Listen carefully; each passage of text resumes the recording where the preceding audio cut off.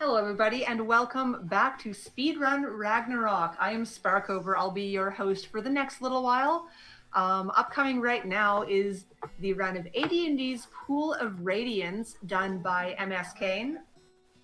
We have some names to set up here. And I hear myself, so now I'm going to mute it because that is fantastic. So hello, is there any order in which I should be telling you the names? I've got 4 fighter names, a cleric, and a magic user. Okay, 4 fighter names in order should be fine. 1 second here. So let's see. First I have to roll up some stats, so that's actually fine. First character name. First character name is Bear. Okay. We took some time, so I'm not going to mess too much with the body types here. They don't matter much. Just make it Bear body type. Yeah, if only. Actually, I could do that, but it's too late. We'll keep him. Okay, and next character. Next character name is Ollie. O-L-L-I-E. Oh, that's awesome. Yes, O-L-L-I-E. O-L-L-I-E or 1 L?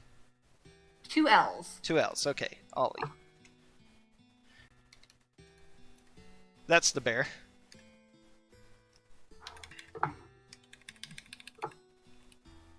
We'll give him a shield. Just because. Okay, third name. Fighter number 3 is Evie. E-V-I-E. E-V-I-E. That's good. So your stats are rolled randomly. What I'm actually re-rolling is not character stats, but the money they start with. Because this game has a feature that allows you to edit character stats right off the bat.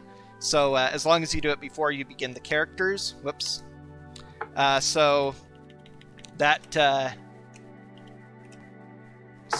money is the one thing I can't edit. So that's what I'm changing. Okay, so fourth name for fighter. Fighter 4 is Tabby. T-A-B-B-I. B-I. Okay. All right. Random something. That's fine. Arts, weapon. Previous. Next. Exit. Yes. Okay, now the cleric's name. 1 sec. I have to do slightly different there.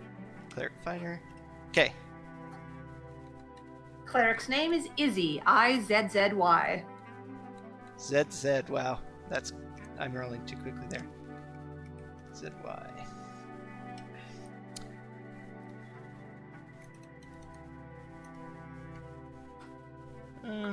Parts.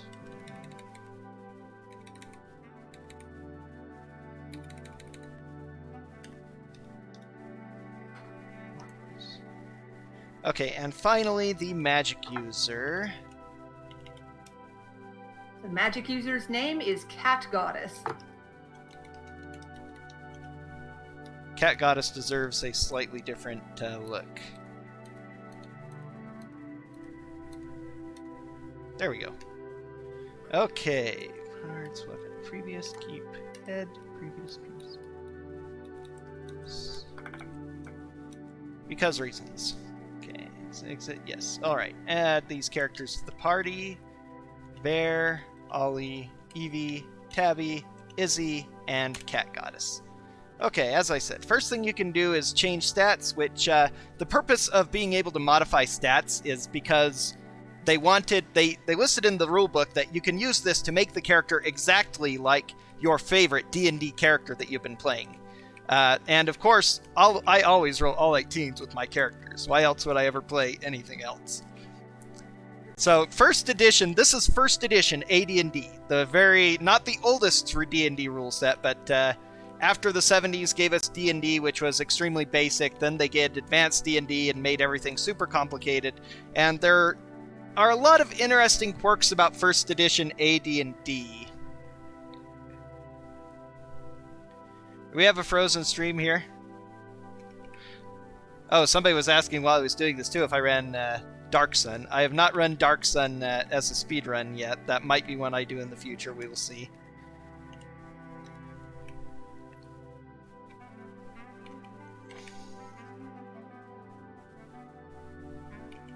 So there's a lot of features that mean that I have to have a bunch of human males because human males are infinitely superior. Unfortunately, first edition AD&D is both sexist and racist. Nobody has better stats than humans. They can get the maximum strength of 18,100 if they're fighters, and that's only if they're male. Females can only reach 1850. Now, while this is first ed AD&D, it actually is slightly... It was made after second edition was released for the tabletop game, and it has a tiny bit of second edition in it, like Thaco was not something that appeared until, or Thaco if you prefer, did not appear until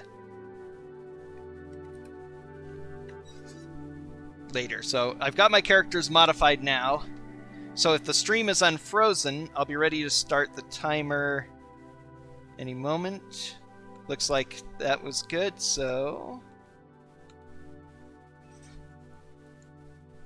Alrighty. So I'm going to be starting. I give myself a countdown all the time anyway. In 3, 2, 1, go. So the first thing happens, this takes place in the Forgotten... It is actually the very first video game to use real D&D rules in it.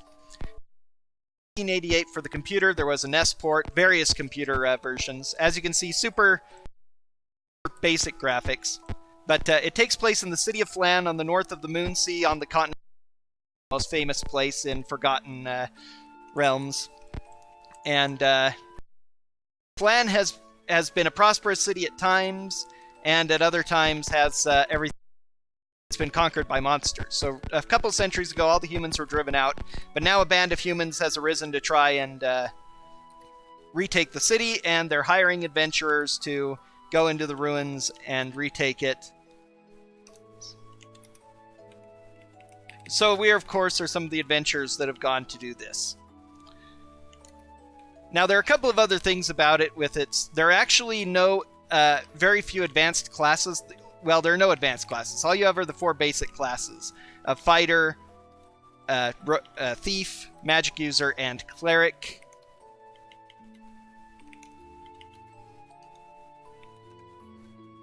And you can make multi-class, which is the one good thing about racial characters, non-human races, is that they can actually multi-class and be multiple classes at once. Multi-classes were the one broken thing about First Ed when it came to other races, because they actually did have all the bonuses of both classes, but none of the weaknesses, really. With a slight exception for rogues having problems pickpocketing and stuff in plate mail armor. But otherwise, if you're a mage, a fighter mage, you can wear plate mail and throw fireballs and magic missiles, which is very handy.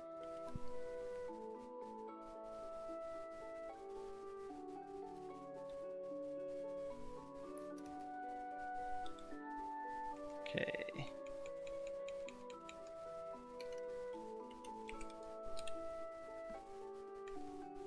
This is much, I am not, it's right here, much faster chat than I'm used to. Is their talk, I'm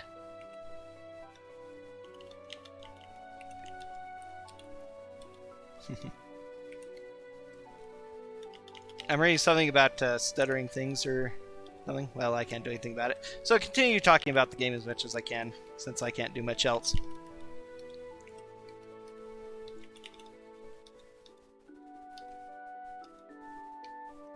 Did I buy something funny? No, good. Okay. Unfortunately, the game does have no music. I've got a soft background music playing, which hopefully is hearable. I shouldn't have done that. Doesn't matter much. So we're going off into the slums now, which is our first apparent quest. A surprise party of kobolds. That's good. Done speed faster because we want fast. Now we're going to spend most of the battles quick fighting, because it just goes quicker, and basic attacking is most of what you're going to do here. The mage is pretty much useless, unfortunately, at least right now until I memorize some spells. There are some spell goods, some good spells that make the mage a very important part of the run, but for most battles, she's not going to be able to do much. I'm able to make her a female because females can have... non-fighters can only have a maximum of 18 strength, so it's actually fine to be just 18. If it was male or female, I would have the same strength.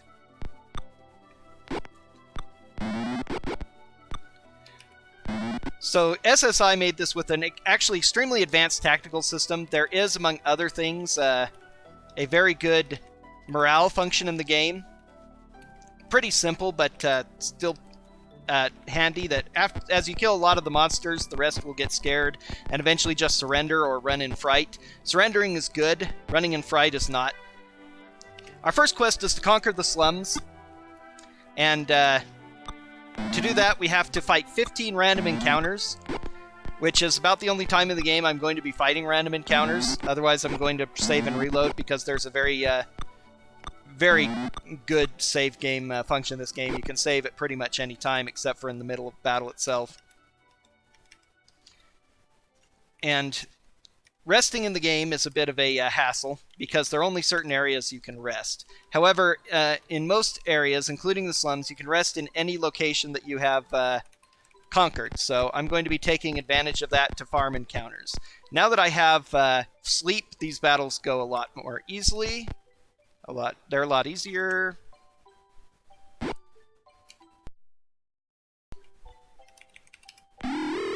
Yeah. The purpose of this speedrun, it's actually a very open game. I could rush and fight the final boss right now. I would just get utterly killed. So I just need to acquire a certain amount of levels and a very certain item in order to beat this game, and that's all.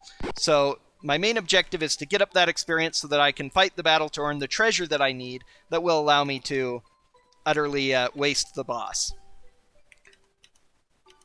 So first I need to get the experience by clearing the slums. So what I'm going to do is mine encounters here, because by turning on search, I am more likely to get encounters. I will go in and out of this room and just farm up my 15 encounters. This is 2. And since that was a set encounter room, I can rest there for free. If I try to rest anywhere else after a couple hours, I'm going to get interrupted, which means that I'm not likely to even be able to memorize any spells. Healing in this game is extremely slow, and there's only one healing spell, Cure Light Wounds, which only heals 1 to 8 hit points. Hooray for First Ed AD&D. So actually resting for days at a time is the fastest way in the game to real time to heal up. So if I can't very quickly regain a couple lost hit points by casting Cure Light Wounds spell, then I rest for a few days. Thank goodness. I've also been playing Pathmaker Kingfinder. Yeah. But actually, the mage this is one of the places where a mage is extremely good, is at these levels, because you don't start with Magic Missile, which seems unfortunate because that's everybody's, first level spell. That's the important one. We all know it. However, especially in First Ed AD&D, and in the way these rules work, sleep is way overpowered, because enemies that are asleep are helpless, and any helpless enemies, whether they're paralyzed by hold person or put to sleep or something, they get one shot by any attack, including darts. It doesn't matter how many hit points they have, it doesn't matter what their armor class is, it doesn't matter what you're attacking with, you will one-shot them. So sleep gives us anywhere from like 4 to 9 enemies a battle that are just going to be one-shot. Yeah, the 1 hit point per day really does suck. Later on... Oh, jeez. Well, I am playing the Pathfinder Kingmaker. I would like to speedrun it, but it does look like it's an extremely long game. We will see. First, I have to actually finish it. So goblins are good because they have a lot of arrows, which I can give to my fighters, so they can shoot at range, which is a little more convenient a lot of the time.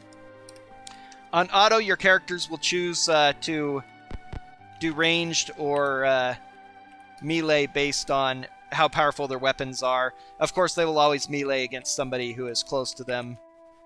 Shooting people close to you is impossible, so... Right now, the only encounters I can get are kobolds, orcs, and goblins, which is one of the reasons I'm doing this area. I could go to later areas of the game or just fight what I meet on the way, but I can more quickly kill them by memorizing my sleep spell every time, and I'm getting lesser encounters that are not going to bother me. You don't get a lot of... Yep, 1 hour adventuring day. Or even 1 minute sometimes. The the one of the things. Okay, there's some surrenders. That's really nice. Oh, I accidentally ended quick. It looks like not a huge deal.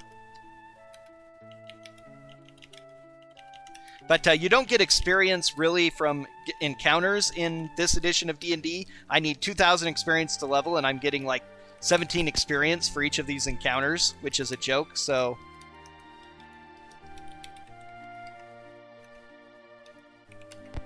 The way you get experience mostly is by collecting treasure. That's how you actually got experience in first edition AD&D. So I'm going to be raiding a lot of treasure hoards for in order to get the experience that I need, and that's one of the reasons why I don't want to fight random encounters, because they can be slow, they give practically no reward, they can also be relatively dangerous, so we want to skip those.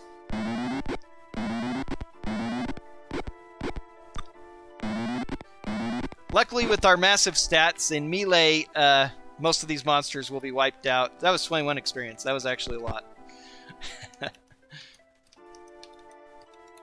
But most of these, pretty much all these monsters will be one-shot if we're in melee.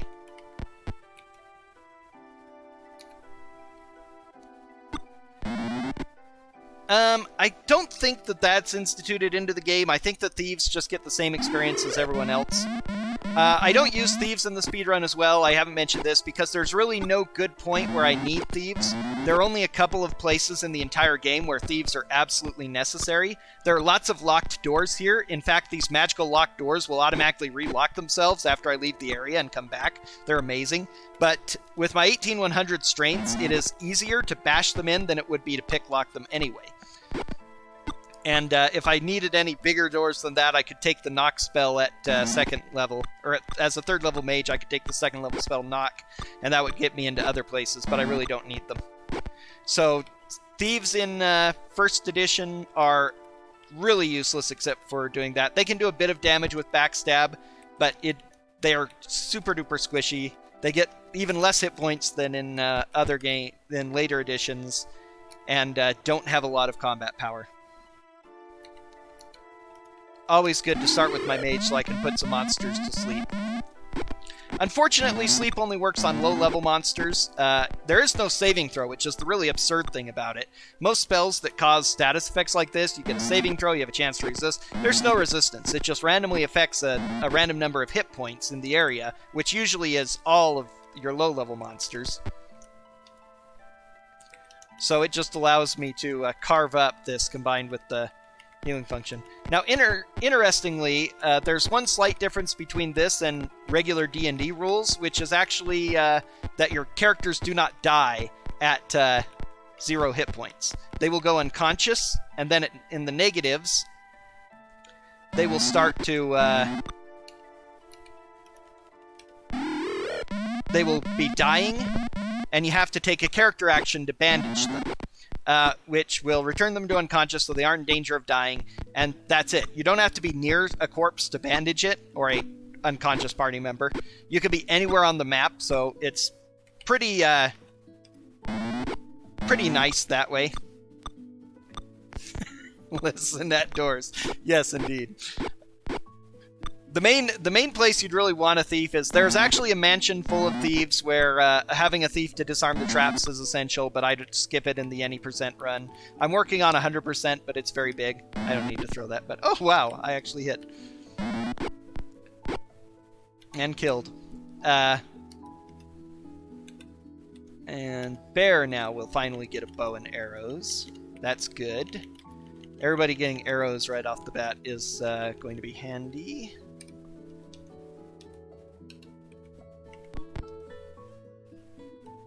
Okay, let's see. Let's see if we get lucky. Good, we got lucky. So I don't have to rest for 3 days. I can just memorize a Cure Light Wounds. Unfortunately, I've already lost track of how many encounters I had as well. Generally, once I hit 50 encounters, you'll stop getting encounters unless you try and rest. So once I go a very long time without getting encounters, I'll know that I'm done. Yeah. It's weird because in pretty much every edition of, well, in both first and second ed, going to 0 hit points was death, and then you had to resurrect. But they knew that that was extremely dangerous, so they gave you a little leeway in this game. Dying requires going to negative 10 hit points, which requires a really big spell or something, so early on it's likely not going to happen. However, there are a couple of things that are extremely punishing, like poison. If you get poisoned in 1st edition D&D, you just die. And then after you get neutralized poison cast on you, you still have to have raised dead cast on you as well. I'm not sure if that's if they intended that or not in the system of the computer game, but it's how it works, unfortunately. So that is poison monsters I'm going to be avoiding at all costs. Oh, these were more, so I can get some more arrows for whoever this is. Izzy? Yep, I remembered.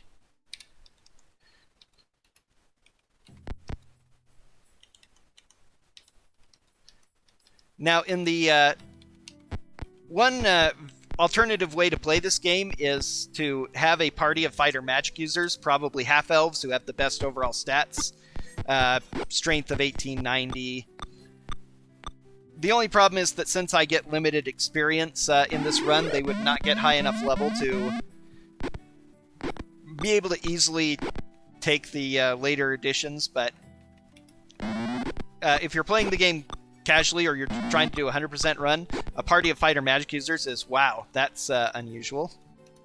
There's a bandage. So unconscious characters lose out on experience. The good news is that as again, you know, most of these encounters are extremely few experience, so I'm not losing that much. Okay, so Ollie bit the dust, so now I'm going to have to let's go ahead and reduce the number of days I have to rest. 10 days I'll have to rest.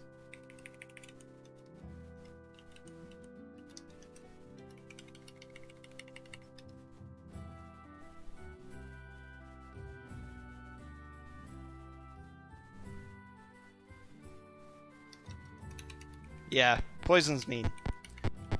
Very unusual to have anybody die this early in the game. I mean, we have -1 armor class, which means that they have to like roll 20s to hit us at a -1 armor class, and they only do about 1 to 8 points of damage, so I took enough hits in that short a time to be able to fall unconscious and then die, and they're just going to surrender. That's very nice fight there. Tabby. Now I have one multi-class character, because the cleric in 1st edition D&D, your different characters take different experience to level up. The one good thing about thieves is that they level up really fast, and clerics for some reason are also extremely fast, even though they're also extremely useful. So my cleric would actually gain almost too much experience from these first few little areas, so I don't really lose that much by making him a fighter cleric. Plus he can use bows and long swords and hit things better.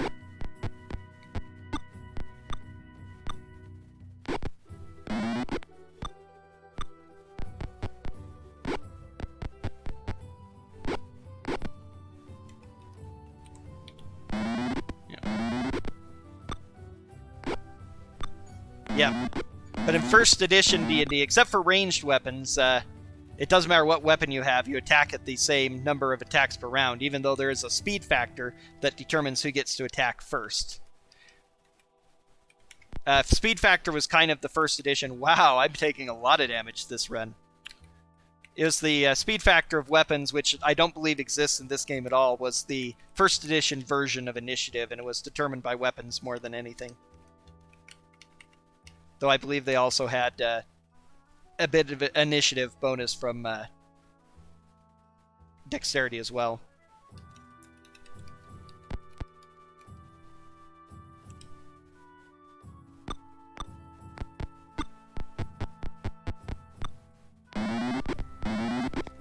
So I should be just about done with the grind here soon. Okay, there's 5 I can hit. That's good enough. I have to be very careful where I place the sleep spell, because your spells are not friendly fire in this game. So if I put a sleep spell next to one of my characters, sometimes the AI is really brilliant as well.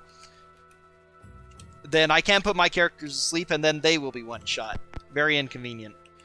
Boy, Evie and Ollie are just getting... I was combining Evie and Ollie into one character. They are just both getting mauled, though, so maybe that's appropriate.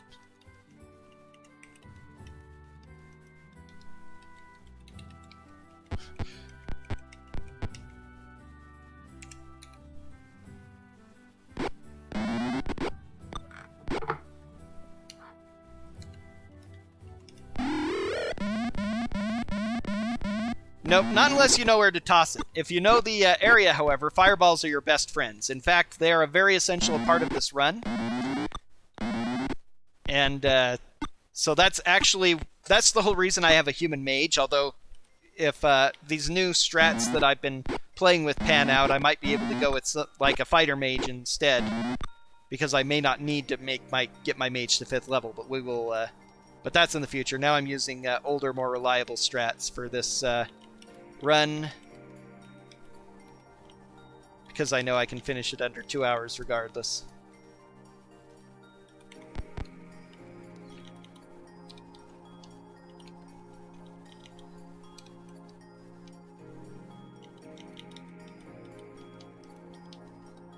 Okay, should be just about done with encounters now. My word. I have not. Hopefully this is our last encounter. Okay, oh yes, you don't just level up when you reach the appropriate amount of experience in this game.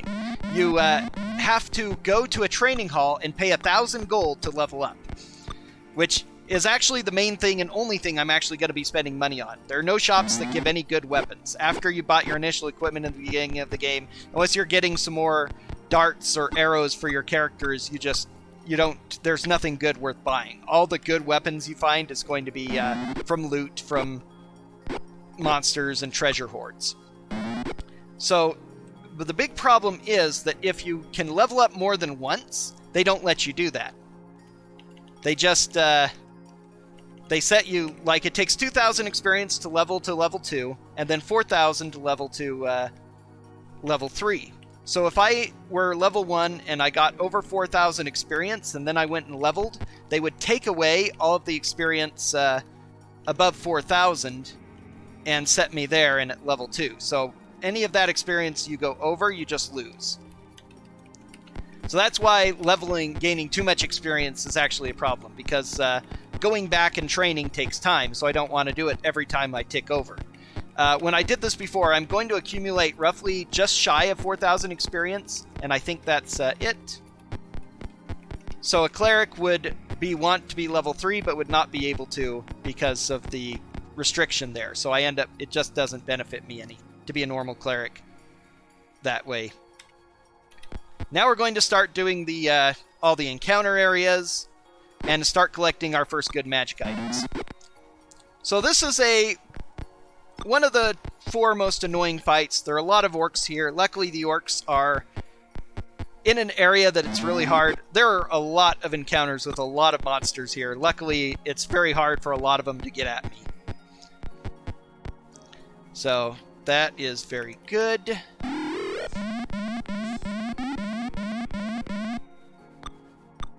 It's very, very convenient that they start your character with the sleep spell so you can mow through these encounters like this.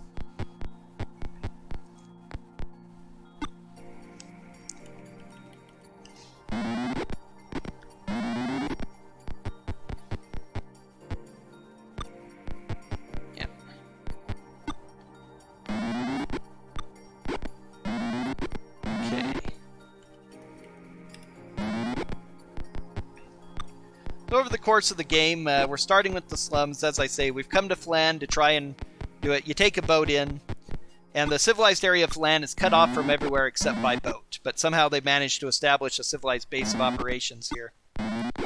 Sleep characters will eventually wake up. I think the in-game effect is, unless they're hit by an attack, they're supposed to sleep for 8 hours. But it's a much lesser time frame in this game. It sometimes only lasts a few rounds. So we got 400 experience for that fight, a lot more than before, because we actually have... Oh, I need to detect which one it is. It's not that one, okay. Detect magic tells you what items are magical. You don't need to identify items to be able to use them. Not most of them. Scrolls, I believe, are the only ones. Have I taken anything with him? No. Broadsword, take. Broadsword, take. Flail, take arrows.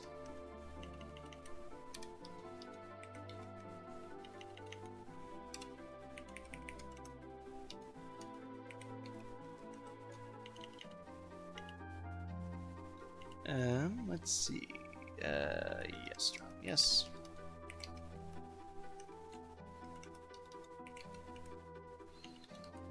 Now, +1 chainmail is the same as banded mail, but magical armor lets you move a little faster than normal armor, so having it, and it's less encumbrance, so that's generally more convenient. Banded mail is the best armor you can really afford at the beginning of the game. Oops. Do I get lucky? Yes, I do. 7 hit points. I would need to roll a 7 or 8 for that, and I did it, so that's nice.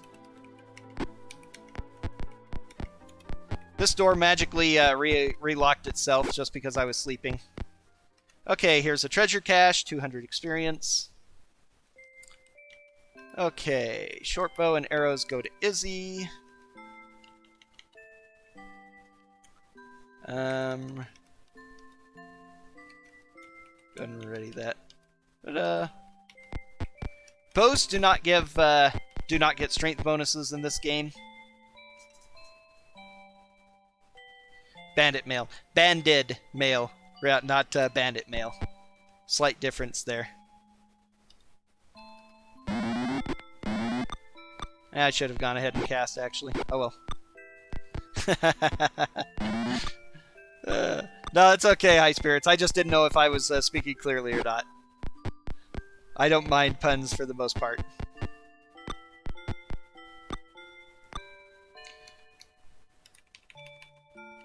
Okay, let's see. Good enough. Okay. So, we got some little kobolds finish off here. A couple more battles in this area, and then the real first hard fight of the game is going to be coming up.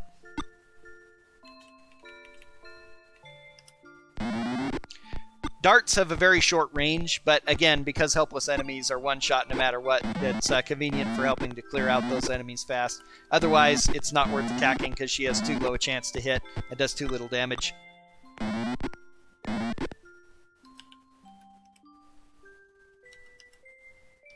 Okay, detect, take bracers, and now she will actually have armor. I've been lucky so far that she hasn't been targeted by arrows or anything and hit.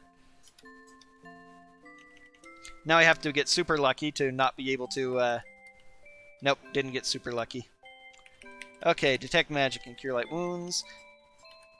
Clerics get bonus spells from wisdom. Mages don't in first edition. So that's... whoops. Yeah, I do need to rest for 5 more days.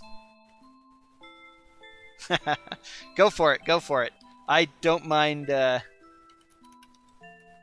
don't mind puns. I'm a bit bad at liking puns myself. So here is another magic shortbow and magic arrows. And I'm doing that again. Oh well.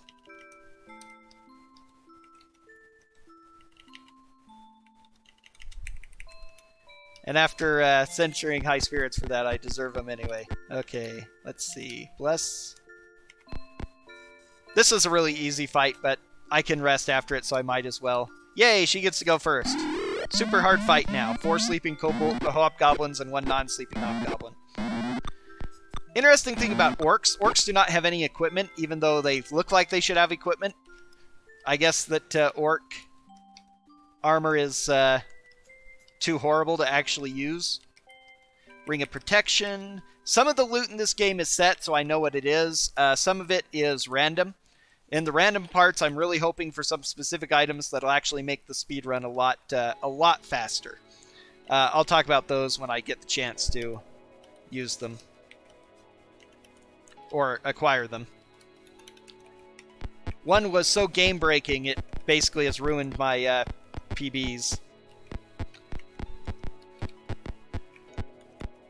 Yeah, because I have to memorize that spell. It's pretty funny. Here's the really good one. We're going to get in one fight, rest, and then move 20 feet and get in another fight. And if we have to rest for days, they are going to sit around and wait for us.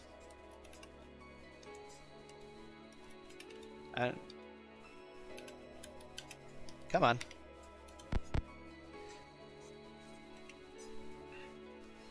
Wand of Fireball is one of the items, but not actually the best one. Actually, it's technically better, but I don't know if I get a wand if it is Magic Missile or Fireballs, is the main thing. Fireballs is a little more consistent.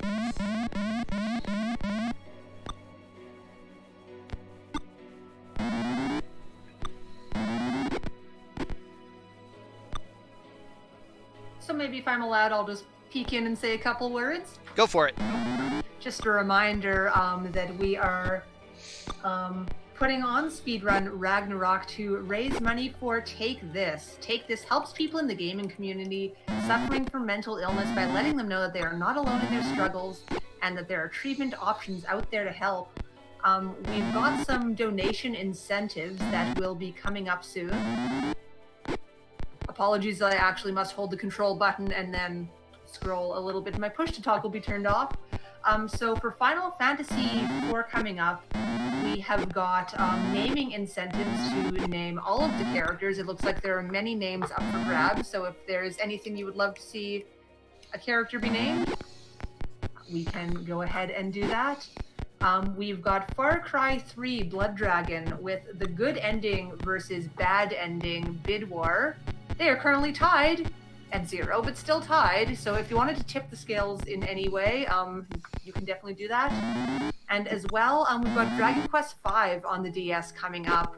We've got, so far, Name Hero, Name Daughter, and Name Son, all empty. Maybe I should get someone to name someone Bear. I feel like I've done that before.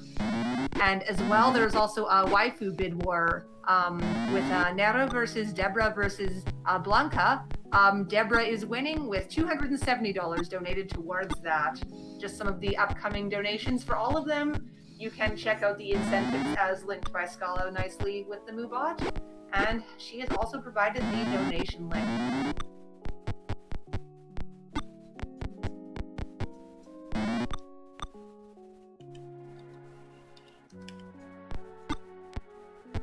Alrighty. So yeah, it is also a World Mental Health Day, so that's a good time to be donating to organizations like Take This. So that fight, yeah, is one of the more annoying ones. Luckily, even though there are lots of orcs, they can't get to us. But there are the orc leaders in back with bows who can pick apart my party. We took a lot of damage there. And so if I get really unlucky, they can even shoot and kill my mage. If you take damage during a before your character's turn, you can't cast a spell. So that's something that you have to watch out for. Luckily, I've got bracers at this point, so I'm not super easy to hit, but things can happen. And I need to turn search off so that I don't waste that spell. So now, a few feet away, this group of monsters has been arguing for the last 14 days while I was healing up. 11 days, rather, but nearly 2 weeks. I need to move closer. Okay. Sleep has a relatively short range as a spell. Sometimes I get lucky and the ogre falls asleep, but the ogre died real fast anyway, so not a big deal. No good loot here, but it's one of the encounters you have to clear out. Now we can rest again. Old D&D games, because were so encounter-heavy, were not realistic at all when it came to these things. Here is... Oh, that's actually, well, not a huge deal. I forgot to rememorize my bless, but it's just a minor thing.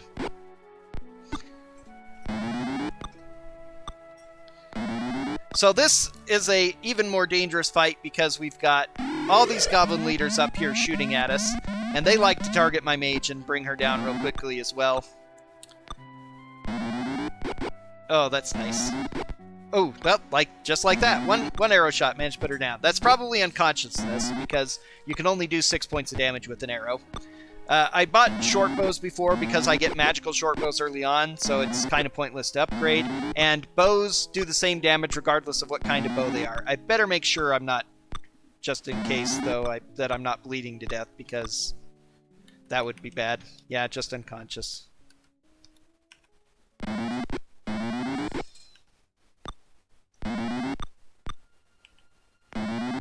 So this battle's going to be auto for a while.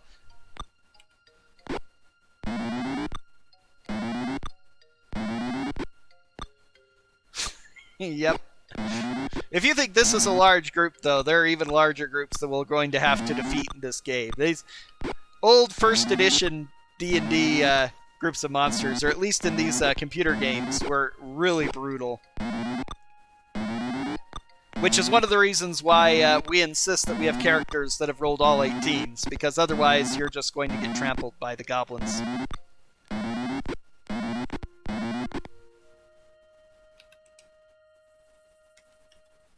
Okay, now I can get a lot of arrows. That's a little bit of experience I'm missing out on.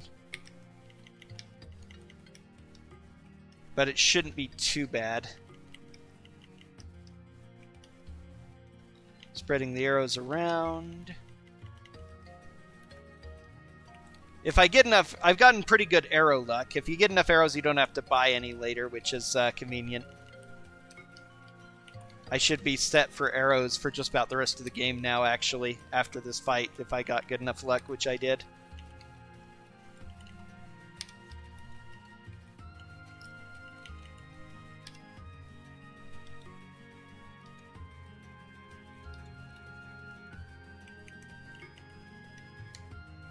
We'll go ahead and Cure Light Wounds. Cat got us up. 1 hit point! Yes! Most excellent spell.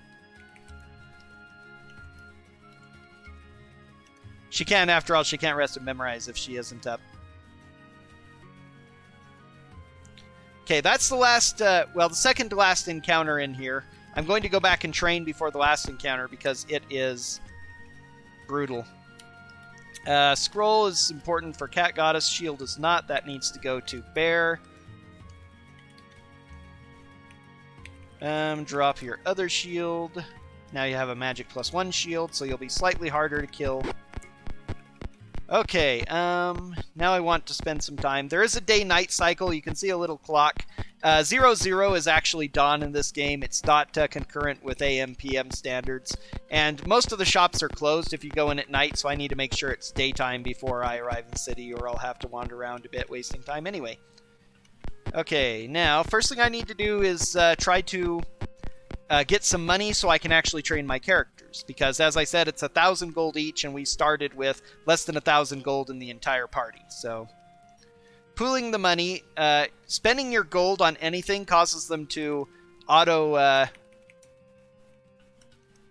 money change for you, which is good, because we picked up a lot of silver and copper, just because it's fast, and that silver and copper is...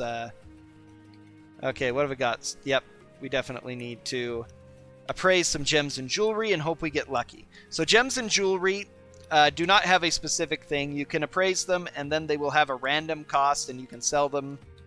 Oh, good gem luck. That's a character's training. Jewelry is far more than gems, usually. There we go. That's plenty of money. Good, good, good.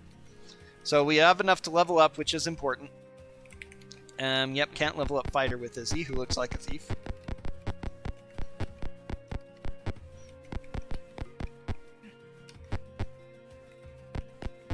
So not only do we have to train, but there are different places to train each character to add insult to injury.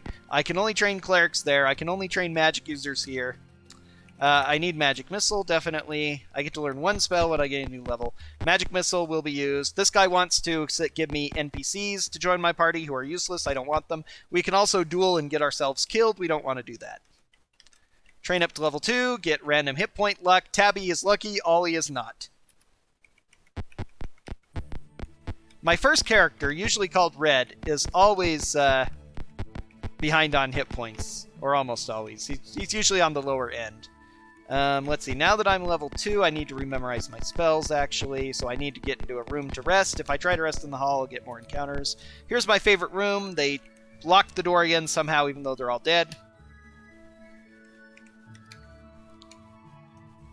Let's see, I can memorize another Cure Light Wounds to increase my chances of not having to rest for days at a time. I need magic missiles for this fight because sleep won't do me any good. Or not nearly as much as just a little bit of damage will. Okay, now, there are 2 things left for me to do. One is to collect a potion for a character named Olo. This is not the right area. Olo is a mage you can visit. You don't actually need to talk to anybody for most of the quests. You could just go and complete them even if you've never been given the quest. And this is one of those. Here in this maze-like rope guild, there's this alchemist who has a potion for this guy named Olo. If you visit Olo, he tells you to come get it from him. We tell him that Olo sent us, and he gives us the potion. We swear that Olo told us to go get that. It was in a dream, while we were sleeping for days at a time in the slums. Yes, coins do add to encumbrance, which is why you want to money change. Get this way. Okay, here's the worst fight in the slums, and technically the worst fight in the entire game. Relative to the level you're at when you fight it. Because we have to battle 2 ogres and 4 trolls. This is awful. And you don't have any magic at this point in the game that can do fire damage. Except if I was to go with Burning Hands, which would be a waste. And I'd have to get up close to do it. So, trolls are very well designed. They will actually stand up if you leave them alone and alive too long. So that's very, very inconvenient. Yay, 1 troll down. That's not bad. These are +1 arrows. I need all the +1 to hit and +1 damage I can get. They regenerate 3 hit points around. Very, very rude.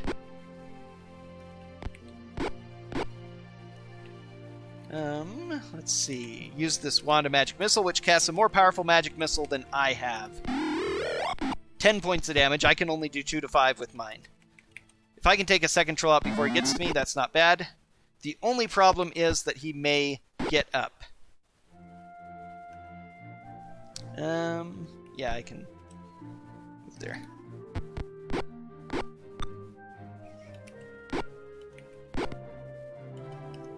This is actually going really, really well.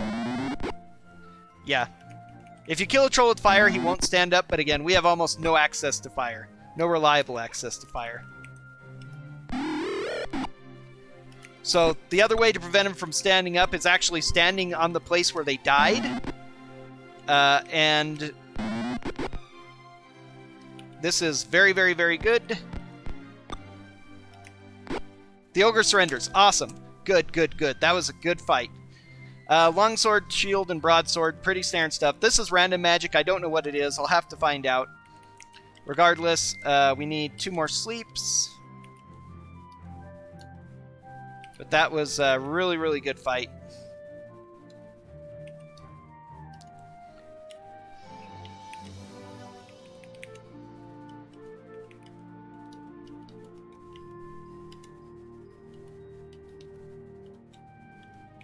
Okay.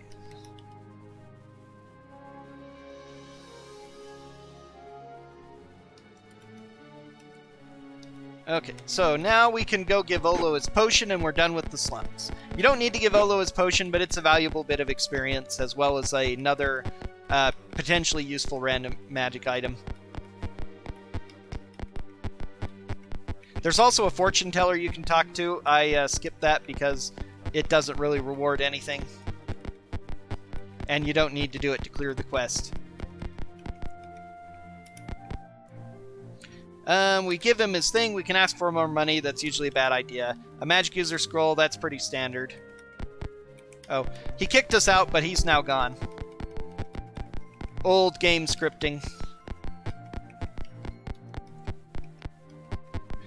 I will share the chill playlist after the stream. I use this chill playlist all the time for this particular stream to make up for the fact that this game has no music. Because it is a... SSI put a lot of work into the strategy portion of the game. It's really brilliant for the time period. You have morale and stuff. But they did not think that music was a necessary feature, and that's a problem. So this is the clerk. Every time we complete a quest, we come back to her and she rewards us. Gives us a bunch of jewelry usually, and it's worth a lot of experience, so... Yes, shows our wares. Okay, pool. View items. What are these magic items we got? Oh, a +2 shield. That's really good. Naturally. +1 longsword is slightly better than a +1 broadsword. And now we all have +1 weapons, so that doesn't matter. I can sell that one. Weapons do very odd damage, and in first edition, they actually do more damage to, or sometimes less, depending on the weapon, but swords especially do more damage to larger enemies than they do to smaller ones. May I just jump in here for a moment? Go for it. We've got a $5 donation from Glitchless saying $5 for the absolutely lovely chill playlist. Thank you. Thank you. Yes, thank you very much, Glitchless. If you had any incentive you wanted to put that towards, feel free to let me know. You know how to reach me. Let's see.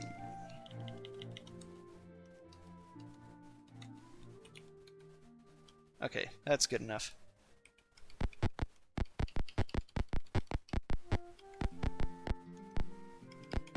There were some DOS games older than this that actually had really good games in them.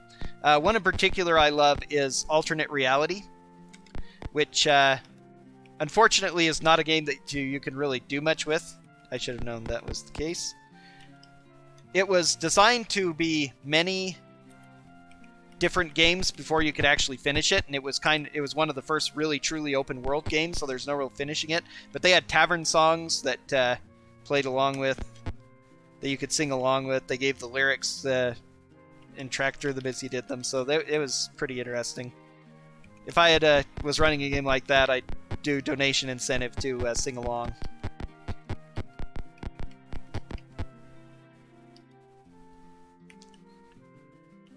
Okay, now I have Stinking Cloud, another useful spell. It's the only useful second level spell except for knock if you don't have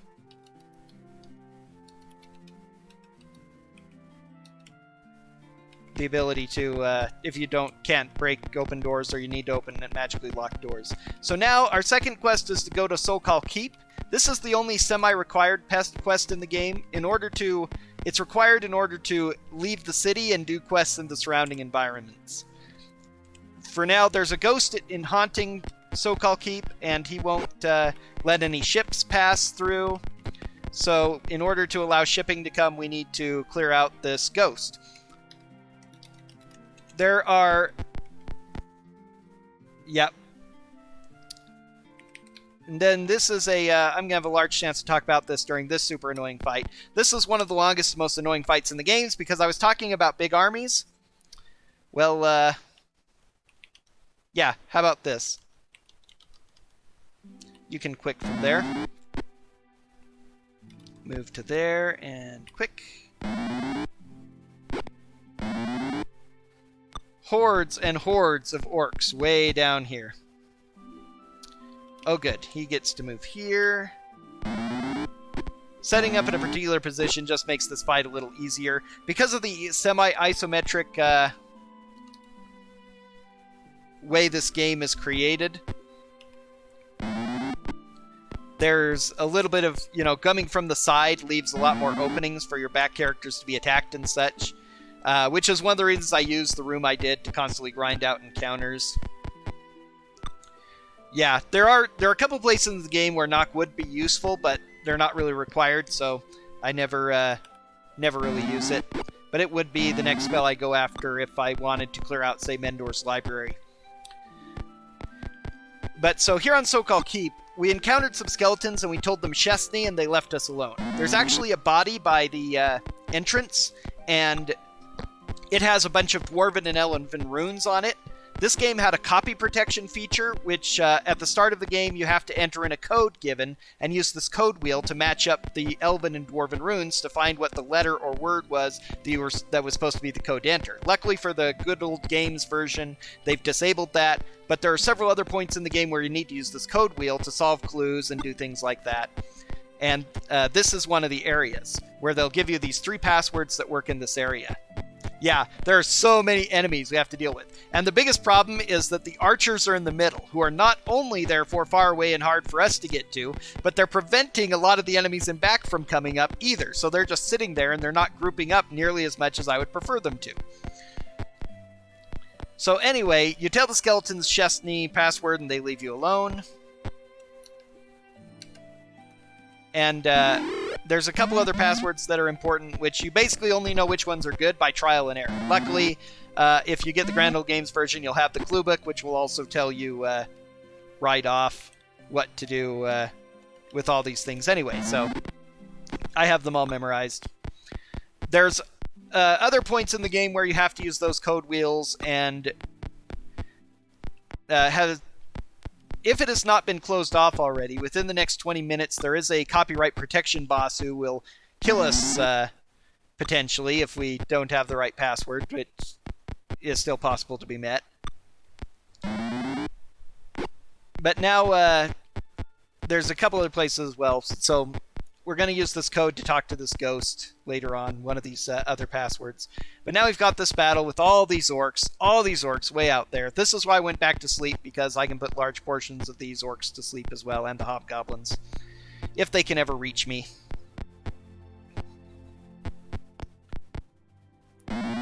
Stinking Cloud is a useful spell. It's very short range. It can only go up to 3 squares. It hits the square area. One of the weird things about it is that the AI between Pool of Radiance and Curse of the Azure Bonds for things like Stinking Cloud got worse. Characters will not step into a Stinking Cloud unless they started in a Stinking Cloud when it was cast, because then they're affected by it anyway. So they will never bunch into that until after the cloud goes away. They get, at least they'll be coughing even if they make their saving throws, so they'll be at minuses to attack and defense. They'll get a plus to their armor class, which is bad in first edition D&D. Lower armor class, better. But if they fail, they choke and gag, they're helpless, and we can one-shot them just like with the sleep spell. However, in Curse of the Azure Bonds, enemies stopped being smart about Stinking Cloud, and they'll run through it and get choking and gagging, so it's really powerful in that game. Unfortunately, it is also...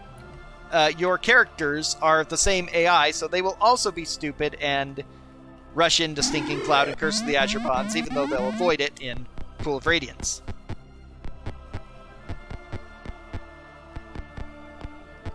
Yep. Later on in the games, they just had you use the journal entry to... they told you to look up a particular page of the journal entry, which works just as well. But, man, that code wheel is quite an interesting idea and concept. Speaking of the journal entry, this is something I never talk about. Somebody gonna say something? Something I never talk about is that the game, of course, it's an old game, so it has very limited amounts of text it can use to tell the story.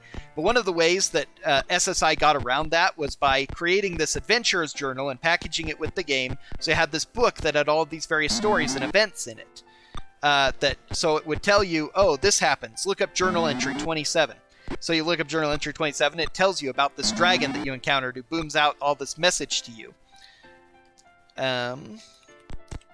However, naturally, because they thought, oh, people are going to get smart, they're going to read ahead and know all the secrets. Well, they put a bunch of false journal entries in as well, so you wouldn't know what it is without playing the game. Other than the gold box games, I don't know a lot of them that did it. Was it fairly common? But, pretty neat little thing, so the story comes from that. Okay, the orcs, I think the archers are about out of arrows. Now they're going to start clumping up, and hopefully with my last sleep spell, I can start just cleaving through them. Luckily, these enemies don't have great morale, so once I, kill off about half of them, they'll start surrendering, and then this battle will finish quickly.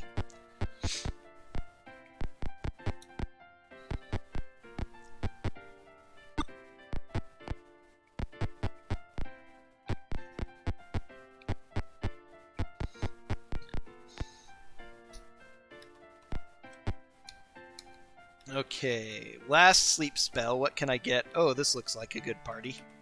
Right there, that's decent.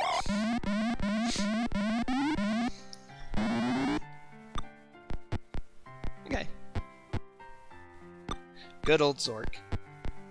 Yeah, there were a few games.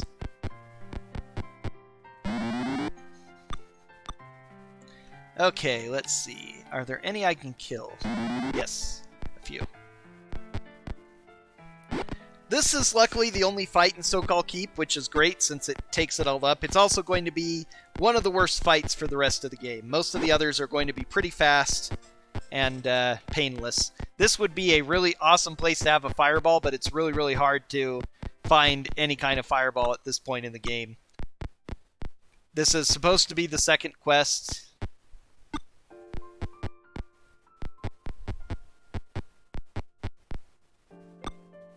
And there's just not enough you can do in the city without taking the boat to get enough experience, at least on a normal game. This game does have the potential, sort of, for a New Game Plus. After you win the game, your characters can be exported to be used in Curse of the Azure Bonds, but you can't actually reload them in a new game of Pool of Radiance. But if I was to go through the game and get almost everything but not beat it, I could remove those characters, start a new game, add those characters in, and have my high levels and all my equipment and stuff. By the same token, there's actually a glitch in the game, or an exploit you can use by trading equipment to a character, removing him from the party, and then loading your game without saving it, putting the character back in, and giving the equipment back to your party. You can use this to multiply any amount of items in the game.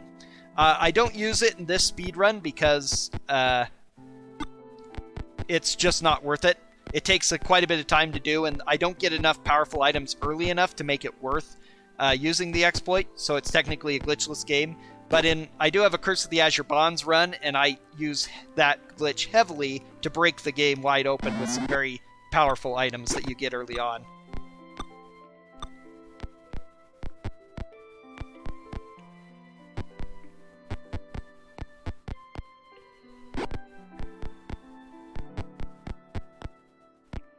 Wow, yeah, I am not Dragolina. That's a very old thing.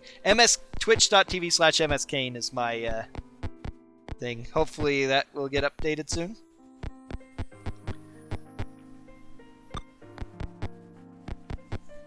Okay, all the archers are out. Now they're gathering up. Hopefully they'll start surrendering soon. God, I'm taking some damage too. And welcome to First Edition D&D. So many misses. That's a lot of hits, though. There we go. I'm sorry. I didn't mean to impersonate Dragolina. It's just, how could I not impersonate someone so cool?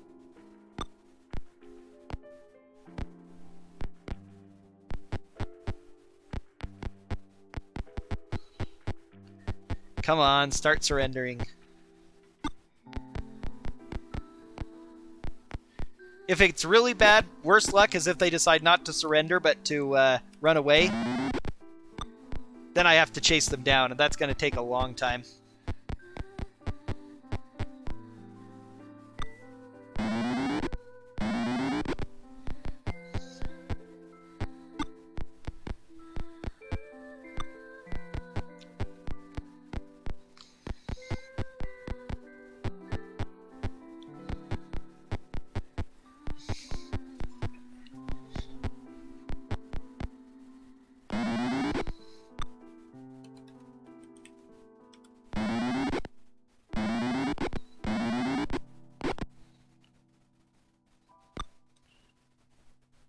There we go.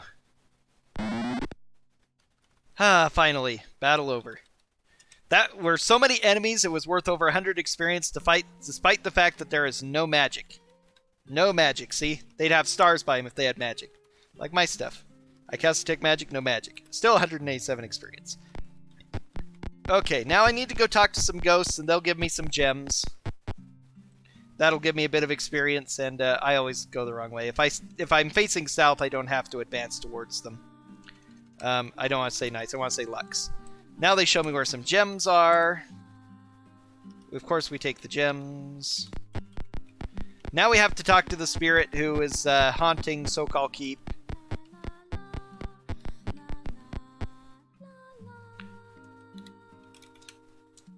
We tell the truth. And now he gives us a new password to tell the undead. Chesney was working perfectly fine, but now we suddenly have to change our password. Well, whatever. He also, however, tells us about some magical arms and armor that are over here. You walk through a wall, which is actually a secret door, and here's some awesome stuff, including a +2 mace. This is my first +2 weapon, so I'm very happy with it. There's also a +1 longsword, some more +1 chainmail, and a +1 shield. I've already got some decent shields and stuff, so I trade that to Evie. No, I was going to trade that to Ollie, wasn't I? He has both. Yep. Trade to Ollie. Okay, and now I can sell that. Items. I can drop his other shield too. And Evie now needs to drop that shield. Shortbow, broadsword, longsword. Okay.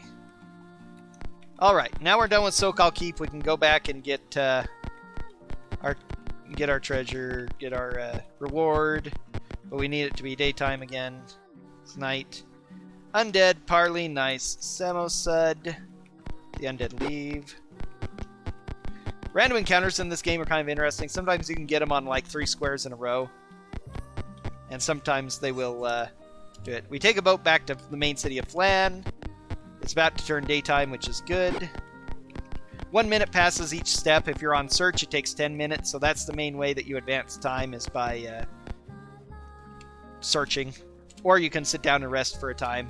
A lot of experience for clearing out that quest. And now I can use the boat to go to places outside of Flan, which is very valuable.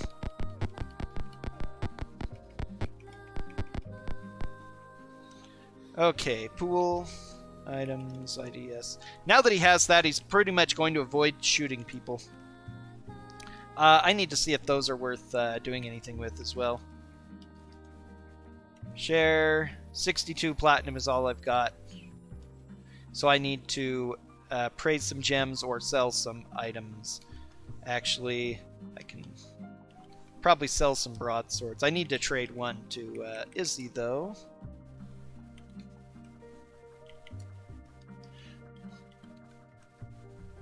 He has 2 magic broadswords. Awesome. Tabby has a magic flail. I probably should have gotten him a broadsword, but whatever. Okay, still don't have enough, so I'm going to take some gems to appraise. Jewelry. We'll just do jewelry. Jewelry generally gives you enough. 400, 600, ouch. 5,000. There we go. 7,000. Now I have enough money for the entire game. Oh, jeez. Wow, okay, yeah. 937. I have too much money now. 200, it's 5 platinum to a gold piece, so you need 200 platinum in order to train.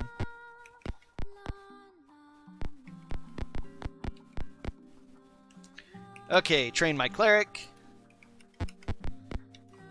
Train my mage. Mage can't train yet. She needs another 1,400 experience. I need to better remember at what points, because experience is consistent enough that I should know exactly when every time is. But we can make 4th level fighter. Not 3rd level with him, though, yet. Okay, next quest is going to be at Kuto's Well. Kuto's Well is the next area right after the slums and relatively easy. Oh, now that we've cleared out the slums, we can rest anywhere here, which is one of the good reasons to do the quest, because it means that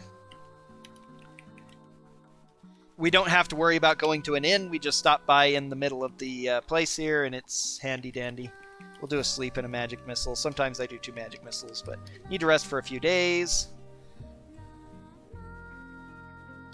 A few more days. There we go. Conveniently, the color of hit points is different if you're injured or not injured.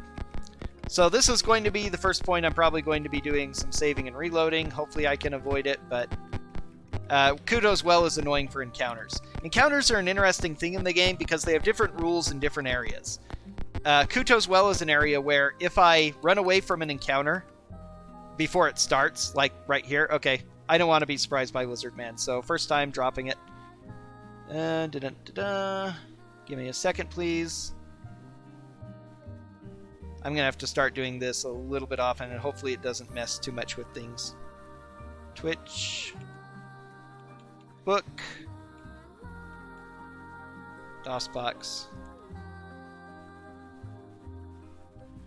Okay, load B. Really great to get a first encounter surprise. Seriously. Your stats are supposed to prevent this sort of thing from happening. Like with high dexterity and wisdom and stuff, I'm supposed to be difficult to surprise, but, you know, whatever. Game says no sometimes. RNG.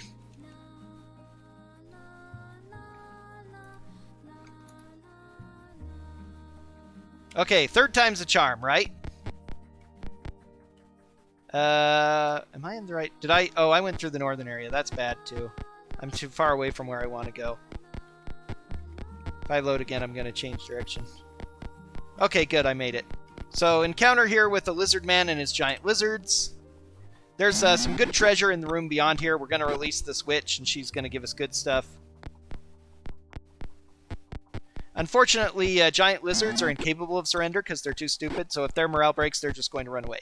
And they can attack and do nasty damage. Very annoying. But luckily, I have a lot of hit points now, so I'm not so bothered by taking a few hits. I can still get knocked unconscious, but for the most part, most of the dangerous battles in the game are over. It's I'm going to be pretty tough for what I'm going through. Thanks to my high stats, the stuff I've collected. We bash through this door, which tells us some stuff. We search around, find these, even better bracers and a magic quarterstaff, as well as magic banded mail. Or, if you prefer, bandit mail, which is very expensive.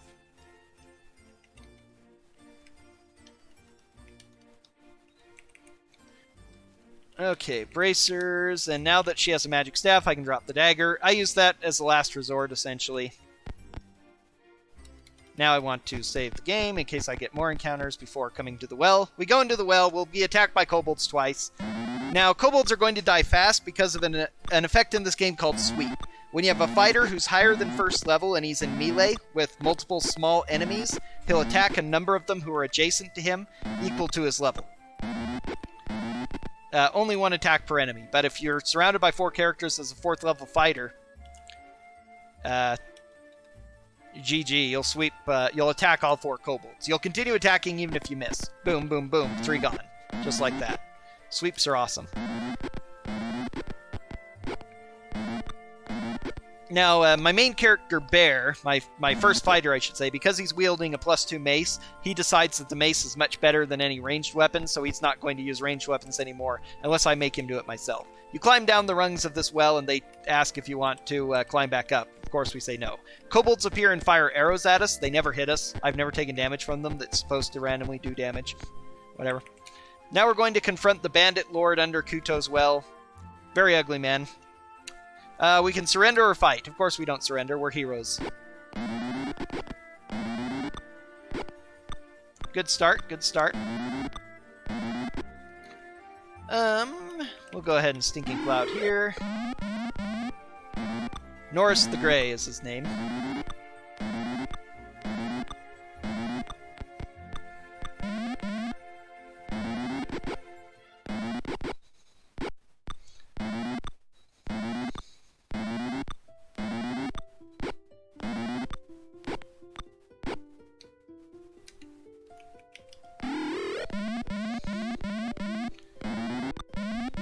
I actually put a lizard man to sleep. That's nice. The higher hit points they have, the much less chance they have of being affected by the sleep spell. Oh. Yeah. Yes. Kobolds with arrows in BG1 are much worse. Oh, he has a magic longsword. Tabby, you can take the magic longsword. Okay, now now the well is one of our safe resting spots. We come over here and collect some loot. We can memorize our spells now. Oh, I forgot to memorize my 2nd level spells. I don't use them hardly at all, but occasionally there are a couple fights where they're sometimes handy. Magic missiles next. Rest for many days.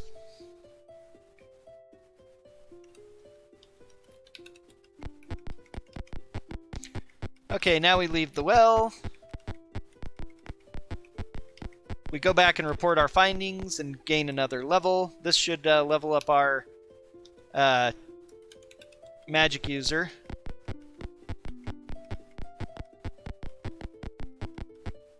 Okay, even after clearing out... Oh, I went the wrong way. I guess we're going to do this quest now. Because we're here. Charisma is actually used at this point, so we've gone into Podal Plaza. Our quest here is to encounter is to find an auction where a powerful magic item is being auctioned and find out what it is. We can disguise ourselves as monsters, and the better our charisma, the less chance we have of being noticed. So, voila, that's done.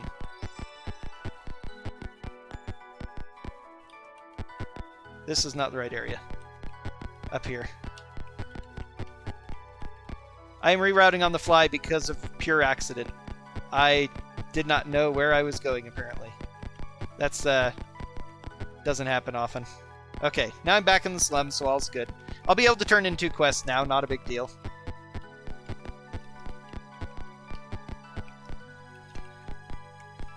I believe Eye of the Beholder is indeed also made by SSI. They made a lot of D&D based games, including the Dragonlance games. I need to gain a little bit of time here.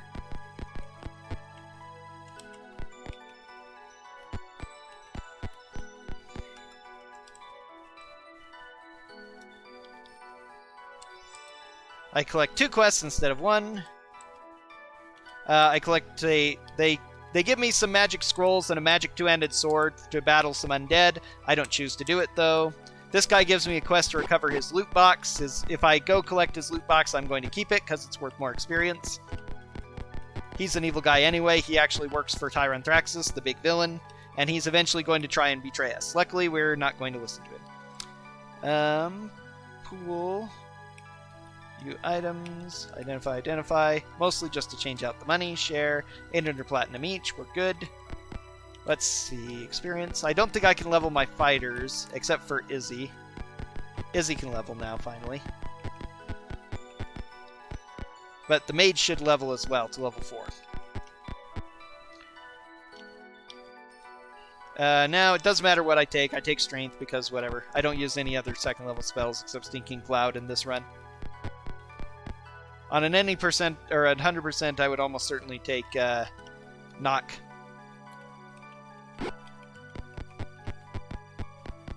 Okay, now we're going to go do a... These games are very fun, and this is the first of 4. You can actually take your characters that you make in this game and carry them on through 3 other games, all the way up to level 40 in Pool of Darkness. It is pretty awesome. I'm slowly working on doing the other speedruns for this series, and eventually I hope to do a multiple game speedrun. The last time I attempted that, I ruined my Curse of the Azure Bonds game by activating a rare glitch. So, but I still hope to do more with this later on. Okay, we need to go to the west. So now I'm just trying to collect enough experience to get Fireball or find an item that can give me Fireball. And there's a quest that has a chance for both. Or it's going to give me a lot of experience, and hope maybe I'll get a magic item that can cast Fireball. So I come up here to Yarash's Pyramid, and this is where the copy protection boss is, so if that hasn't been cut off yet, it probably needs to get cut off now if it hasn't been met, because this is going to be it. So Yarash's Pyramid is a lot of experience, and it's really easy. Whoops, that was bad. Good thing I saved, because I actually went too far, and that means I get lost in the maze. Not getting lost in the maze means that I know exactly where I'm going.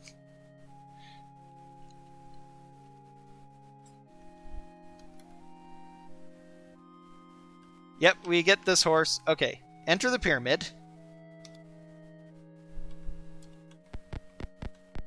I took too many steps forward. There are 2 teleporters here. All these teleporters have 2 functions. This is the only choice I have to make now, is turning right here. Well, and there's a secret door up ahead, which I... okay, we throw a rock and move on.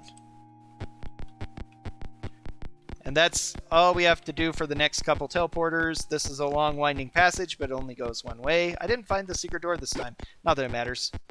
I don't need it. I don't know where it goes. I don't care. We throw a rock and we move on. Every time something goes in, including a rock, it changes which area the teleporter goes to, and so doing that does it. So, first of all, I assume that the copyright protection boss was not met. No, it was not, unfortunately. Okay, so we're going to answer correctly. We have to translate these dwarven runes to knock knock. Yes, we really mean knock knock. and I didn't accidentally die to the copyright protection boss. Now, the whole purpose of this quest, I'm going to pause a moment and explain this because it's great.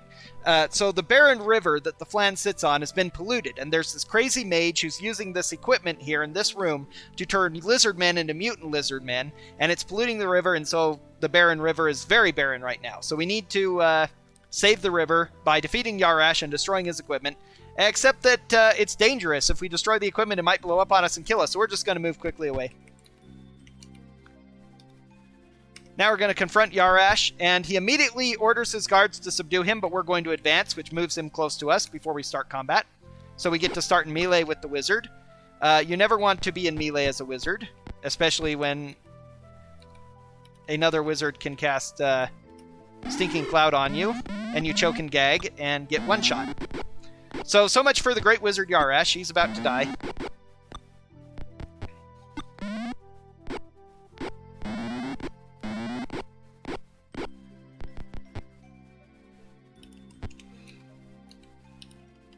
Just because.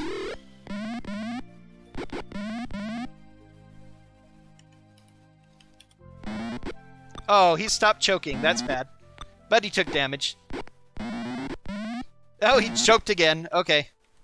GG. What a difficult fight. Yarash has some more bracers, which as well as a wand of paralyzation, 2 potions of healing, and a potion of speed. Okay, now is the chance to get really awesome loot, because he has a couple of... let's see. Actually, I need to cast all these, because I'm not going to want them. Yeah.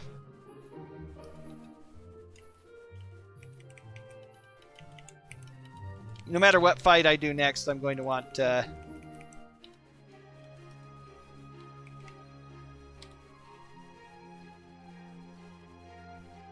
I'm going to want sleep spells. So now we're going to rest up, and then we're going to find and loot his treasure chests. His treasure rooms, rather. He has 3 treasure rooms.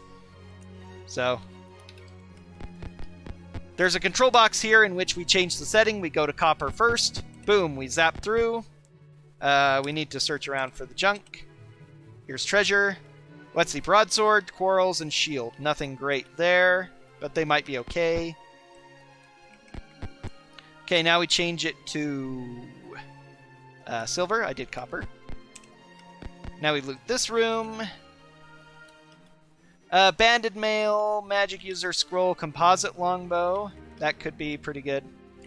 Oh, magic user scroll needs to go to her, though. I keep forgetting to check if there's any good spells on it as well. Not that I really use them until the final encounter area. Okay, one more chance to get a super awesome magic item. Here's a bunch of papers in his desk I accidentally searched. Now, the gold setting. Two-handed sword and magic user scrolls. Nothing great. Too bad.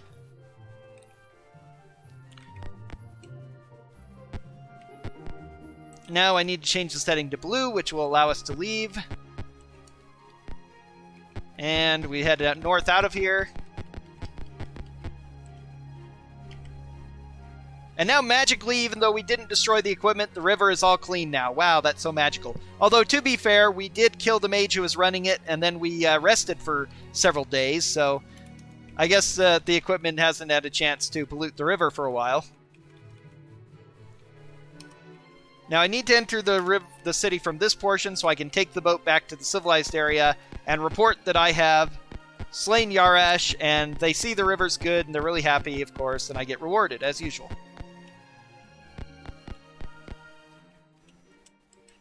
5,700 experience for that. Very, very good. That's why I do that quest, because it's a really simple fight, good chance of loot, and of course a lot of experience. I still need roughly 3,000 experience though, so I'm going to have to do another important mission. Unless I happen to get super lucky with my spells, which I need to take an opportunity to actually look at. I need to pool this stuff too so I can look at. Okay, two-handed sword is just +1, which isn't great. Broadsword is just +1. That's banded mail +1 again. Not great. Although it is better than chainmail, of course. So I got pretty gypped on stuff. Puzzle longbow +2 is pretty good, though.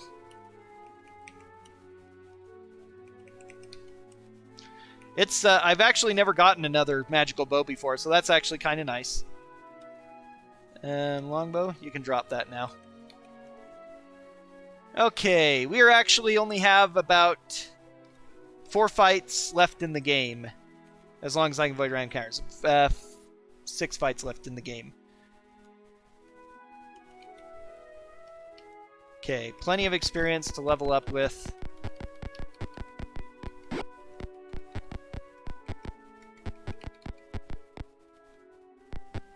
Hahaha, yeah. Original D&D was in the 70s. And then they made Advanced Dungeons & Dragons in the late 70s, early 80s, and it was a lot more complicated. But then after by 3rd edition, they decided, you know what?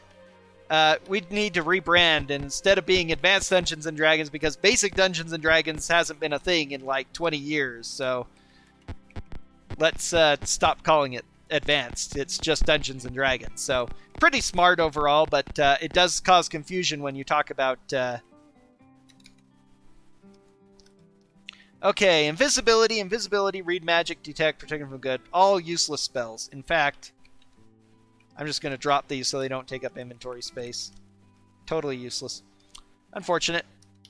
Okay, now I need to go collect an item. I need to do it a different way, though, because normally I'd go and do the auction at this point in Podol Plaza, but I've already done that. I reported that they sold a magic wand to somebody.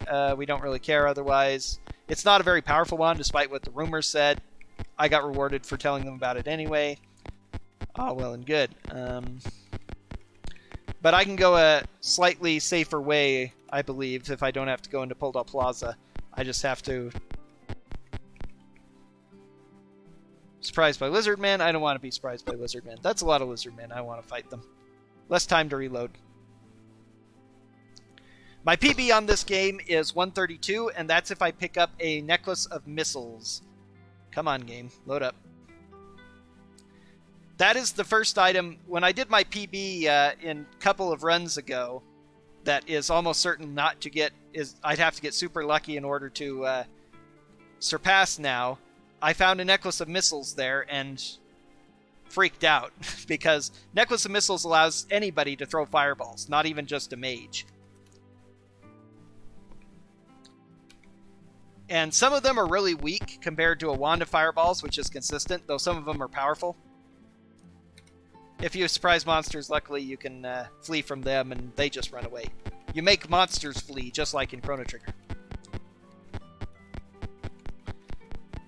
Okay, no, actually I need to go to the lower area, I believe. I haven't gone this way yet, so I'm a little bit confused. Oh, I'm actually going to avoid a fight this way, too. That's kind of nice. Except that now I'm attacked by scorpions, so I may have to reload again. I hope I saved. Scorpions, of course, can poison. They're usually pretty quick to kill, but the problem is that they can poison, and if I get poisoned, I get killed, and I'm going to have to reload because that's too much of a problem. Yay, good. Gonna save, do a safety save, because this area... Alright, I know where I am now, good. So now we have an ogre and some hobgoblins to deal with. Lots of hobgoblins. These guys are pretty weak, though. They're ordinary hobgoblins. A couple of hobgoblin leaders that aren't that much more powerful. Yeah, spellcasters are really, really bad in the first couple editions. Actually, everything is, though. It's got just some weird features and stuff. The exceptional strength really makes fighters much more powerful than non-fighters, especially early on.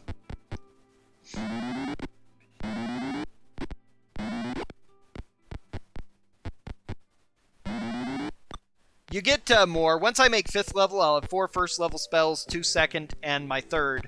But that's it. Yeah, it takes a while before magic users really get powerful. And to add insult to injury, magic users take a lot more experience to level up than fighters. They take twice as much as thieves. So it takes a long time. You have to be really dedicated to get a mage up. But if you do, they get really powerful.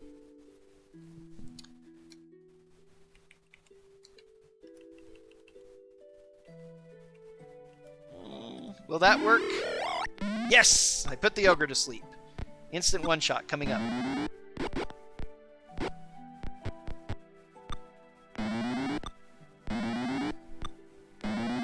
Yeah, in some settings, this game always starts you with the same 4 spells. There are some settings where they give you random spells and stuff.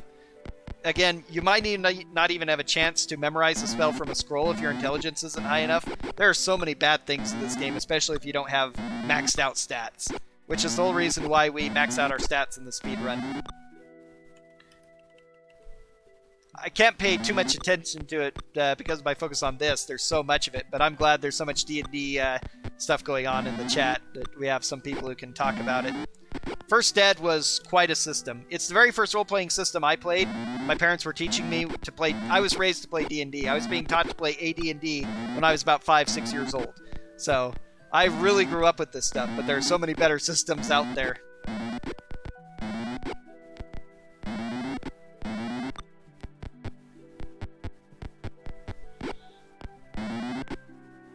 Okay, so this fight is pretty much over.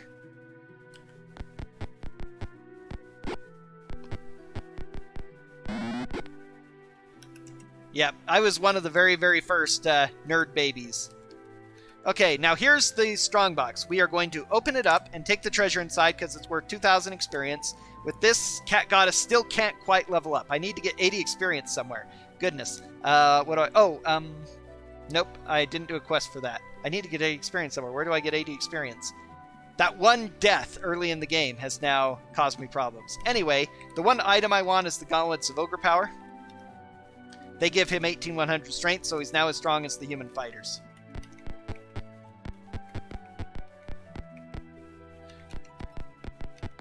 Now I wish I had the knock spell, actually.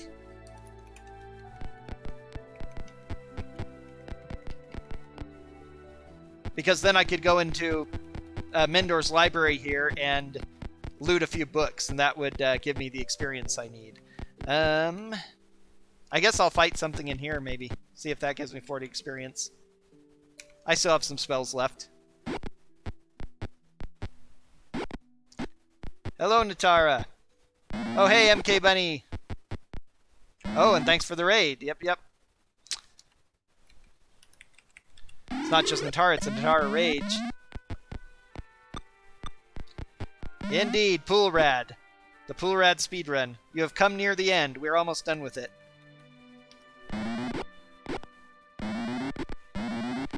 Yes, all stats are 18. We have a rate of 18. This is definitely an Illuminati Bless run. But I didn't get a Necklace of Missiles, so that makes me sad. No sub 130 run. My world record is 132. With the Necklace of Missiles, I can get that, or even 130. I sat around thinking for a couple minutes when I got my Necklace of Missiles, trying to figure out how I'd reroute the run with not needing to...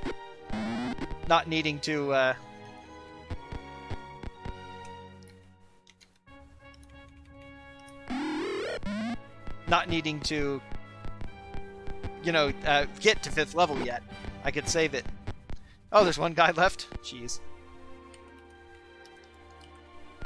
And I'm Kill him just already. gonna jump in here for a second if that's okay. Go for it. Thank you very much to Natara for the raid. I am just going to remind you all that the RPG Valkyries are presenting Speedrun Ragnarok as a fundraiser for Take This.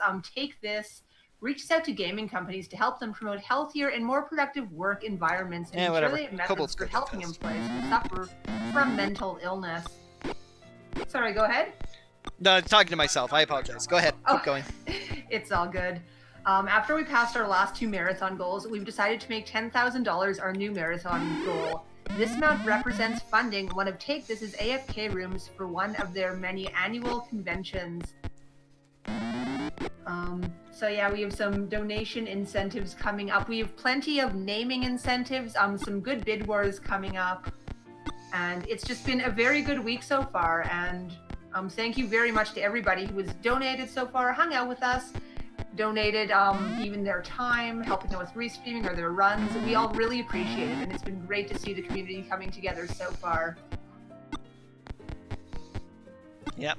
And again, it's World Mental Health Day, I found out earlier today, so I'm glad to be running on that day of all days.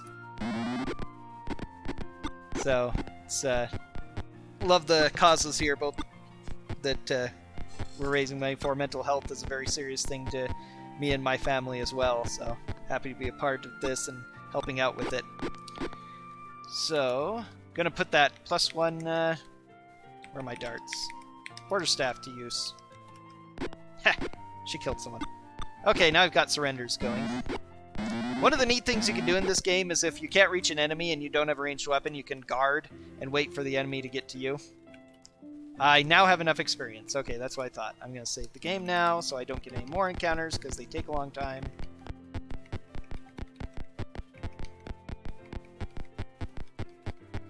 Whoops, I went...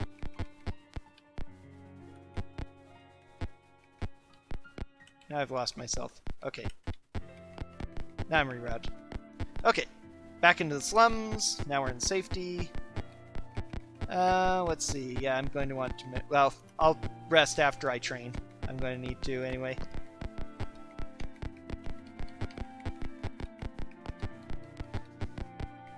Okay, now we're going to go pick up our only NPC in the game. There is a Temple of Bane. There was a temple to the good god Tyr that got defiled by the Tyranthraxus' minions and been rededicated as a temple to Bane, the god of death. And the priests and paladins of Tyr want our help in liberating and cleansing the temple. So that is going to be our new mission. But first we need to level up. He's not going to level at all. She is going to be the only leveler, in fact. Not Durden, though. I select Fireball, or the run is over. Or at least I have to reload. Okay, now I need to go memorize Fireball. Or else things get bad. Durden is moderately useful. Most NPCs in these games are pretty much, they're always on automatic, and they tend to do exactly what you don't want them to do. But Durden at least has a couple of spells that are useful that he can't use against us. Akabar Abel Akash in Curse of the Azure Bonds is the worst NPC of all because he's a 5th level mage with some spells he's itching to use, and he always uses them wrong. He casts Fireball on your, and Stinking Cloud on your group, and it's not a fun time.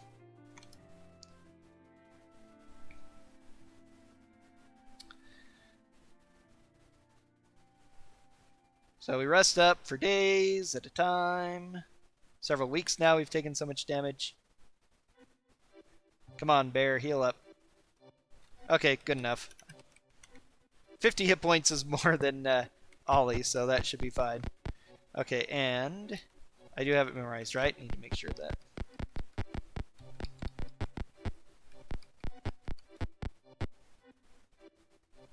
Okay. Let's see. We need to go to the bay. Cat Goddess can pay. Okay, now there are 2 city sections to go into on the north side of the river. We're going on the south area of the north side of the river, which is the wealthy area. We come in here to this battle, and hopefully Durden will not cast prayer. If he doesn't, we will be happy.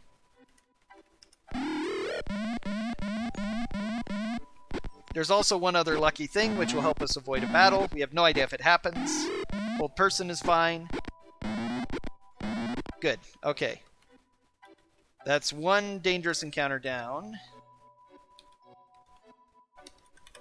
Now this area is a lot... I don't need to worry about random encounters as much because I don't recall ever being surprised here, and you can flee from the encounters without worry. If monsters are not surprised by me or not trying to avoid me and I run away in areas like the well, which makes it so annoying and dangerous, they will choose to... we have to attack these guys. Sometimes you get a holy symbol off the bodies of the dead orcs in that first room, and if you do, these guys let you pass without a problem. I didn't get it this time, though, unfortunately. It never tells you if you got it, is the weird thing. Please not be prayer.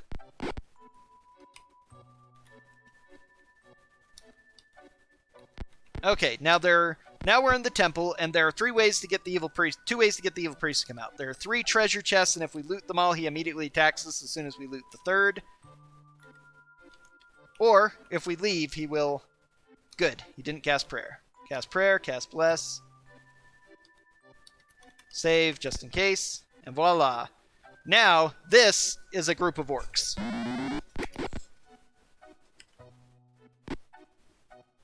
These are a lot of orcs.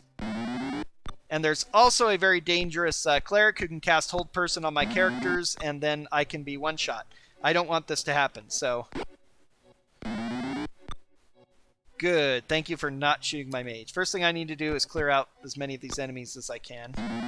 I also need to make sure that the cleric... you can quick. The cleric does not cast Hold Person on me. Yes, this is a lot of orcs. No, it isn't that way. It's just that the AI is really bad. It's not that that NPC is evil. He's actually good and he hates evil. But AI is just super terrible in this game. But now watch all the orcs burst into flames and die.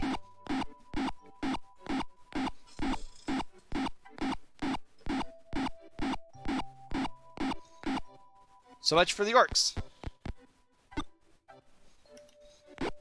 Good, I hit the cleric so he can't cast.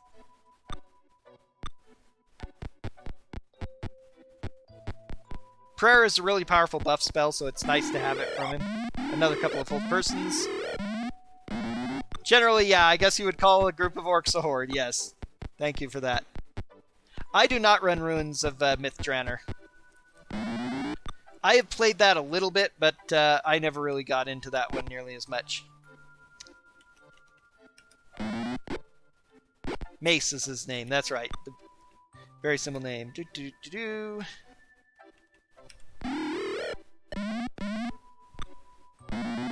I've got a Curse of the Azure Bonds run. I haven't run it in a little while, but I do have a run for that. It's just over 2 hours. And I'm starting to work on the other ones, but they are much, much, much longer. So I do not know how well they will be speedruns. Also, they don't have the super easy win button item in them anymore. That much burned orc would indeed smell very, very bad. Okay, now we can auto again. These orcs have tremendous morale, so they do not surrender very easily, unfortunately.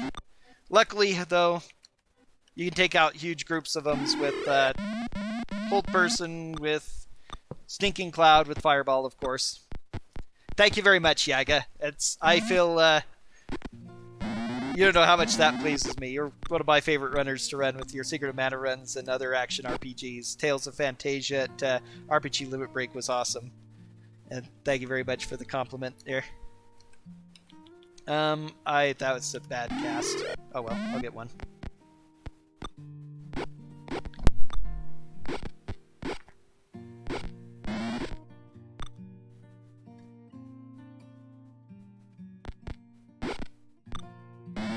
I do have a lot of experience. Because I only run games pretty much that I came up with myself, I have nobody to commentate for me, so I've run a 6-hour 100% Soul Calibur 3 Chronicles of the Sword run by myself and talk that entire length of time. So when I have something to talk about, I can talk anybody's ear off. So now Durton leaves us in order to do clean up the place, which is fine. This area is now saved. We don't have to worry about any enemies anymore. All we need is a bit of loot, including the most important item in the entire game. We now have Dust of Disappearance. As well as a wand of magic missiles, not as big, but whatever.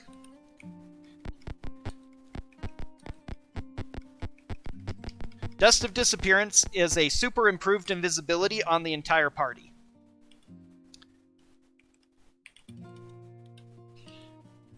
And with its power, the final boss is a joke. Okay, let's see. Sleep will do me no good anymore, so I need to memorize Magic Missile for the final fights. I only have 1 fight left in the game. Hopefully 2 fights left in the game. The final boss and the penultimate fight before the final boss. Alrighty. But defeating this place and clearing out that mansion I did first, and then clearing out the temple, eliminates all the random encounters in this area and makes it totally safe, so I'm now good.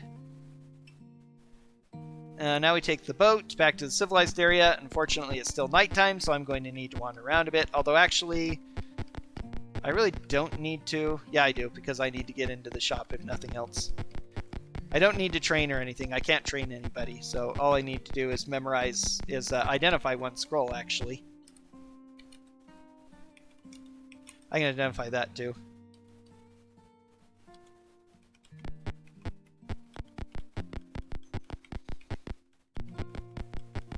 Okay, time to go confront the final boss.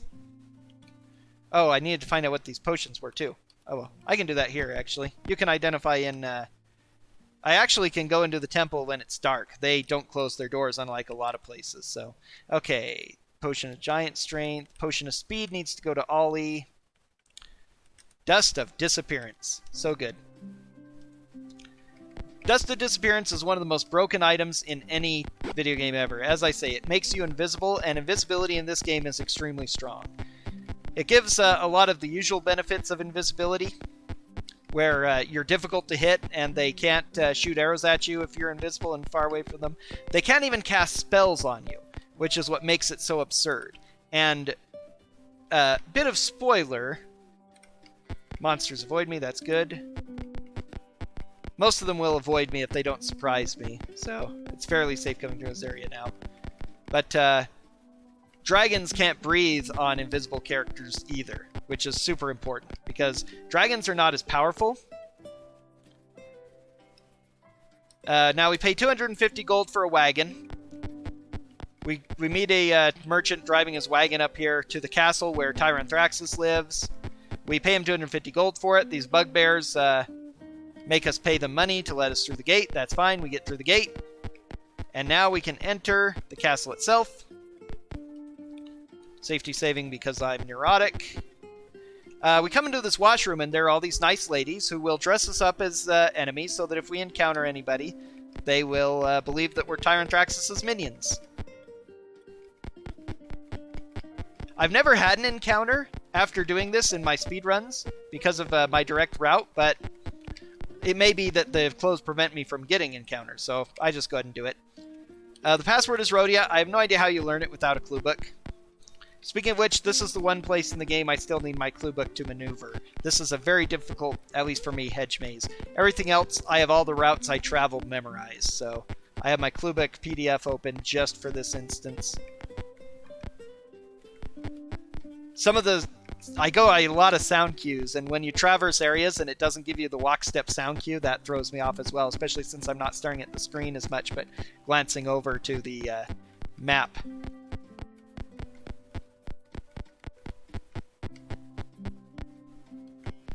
Yes, that's the hilarious thing, is that it is, but in this game, it's considered a spell. It's one of the ways in which the mechanics of the game are a little bit wonky. Is that they don't have another way to make Dragon Breath work, so... And the AI is just bad. He could probably, if you were a dragon, you could almost certainly... Let's see, we have our spells. You could probably target just an area and hit them anyway, but the AI isn't smart enough to do that, so... Use... Some of these potions you can use with empty hands, and some of them you can't. Some of them you can use with full hands, and some of them you have to unready an item in order to use.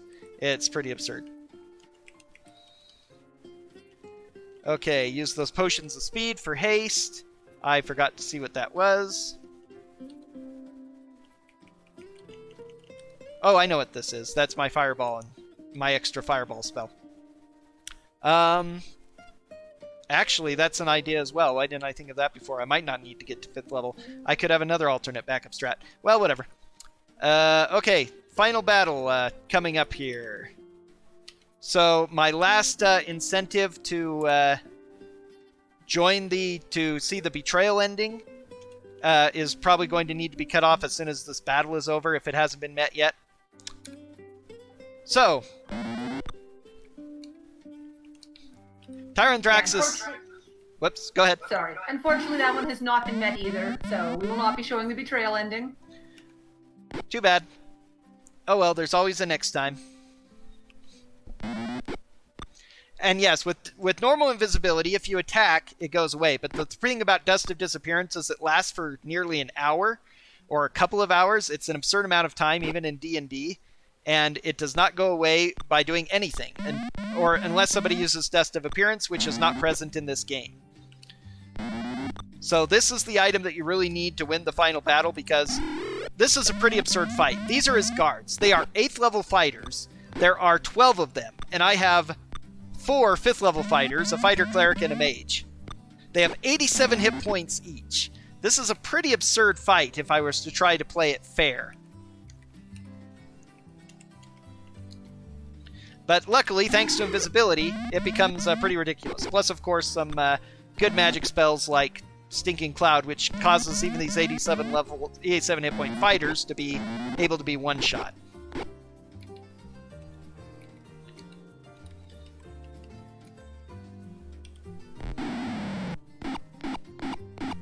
Now, the thing that makes the Curse of the Azure Bonds run broken and so much fun is that you actually get more Dust of Disappearance at the very beginning of the game.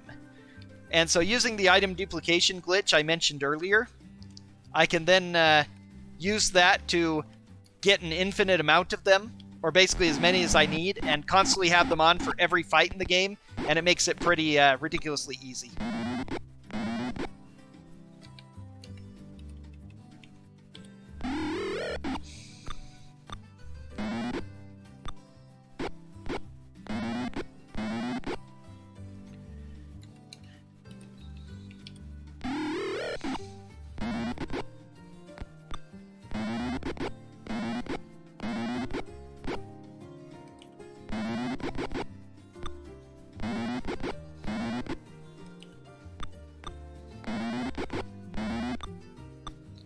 Last couple of fighters to sort out.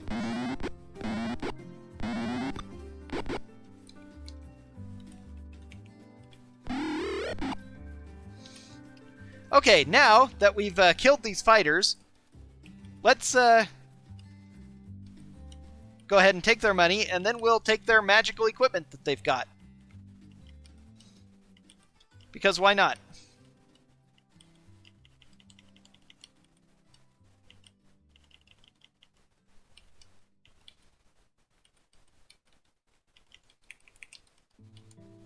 Our class -3. You have a +2 bow, so I'll leave that with you, but two-handed swords +2, plate mail +2, rings of protection +3. So now the boss is sitting there watching as his prized fighters are all looted of their gear by these invisible invaders. Huzzah.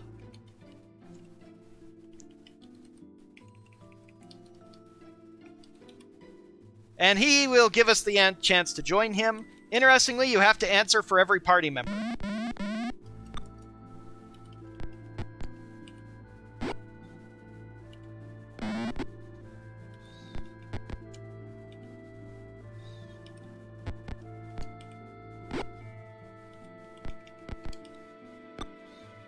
Now, he's trying to breathe on us, but he can't because he can't see us.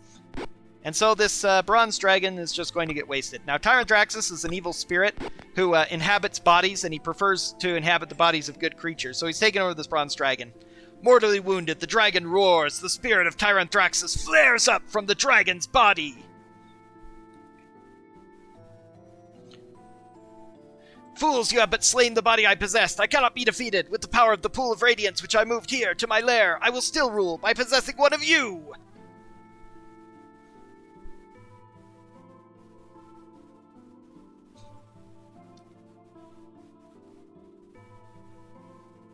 No, Lord Bane, I can still rule here. I have not failed. Do not call me back through the pool. I don't advance that text, so until this point I can't advance text on my own, so I don't bother. Knowing that Tyranthraxus has finally been defeated, you leave the castle. Moving through the streets, you catch occasional glimpses of monsters in hiding. None attack. Finally, you make it back to the city of Flan, and the guards are still eyeing us with suspicion. So this is the end of the game, actually, right here. Once we get our reward... We got a reward for something. Oh, yeah, the Temple of Bane. Congratulations, your quest is over. Tyrantraxus is defeated. Flan is free. If you wish, you may continue to help us clear any remaining monsters. All Flan salutes you. Here's your reward. And now my timer isn't stopping. There we go. I have a weird timer up right now. So there we go, 148.32, which isn't a bad runtime at all, sub 150.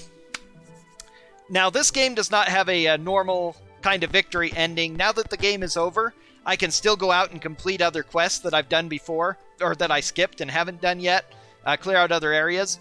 But at this point, the game is considered finished, because if I remove my characters from the party now, they cannot be used again in Pool of Radiance. I can only transfer them on to Curse of the Azure Bond. So that was AD&D Pool of Radiance. I hope that you enjoyed it. And, yep.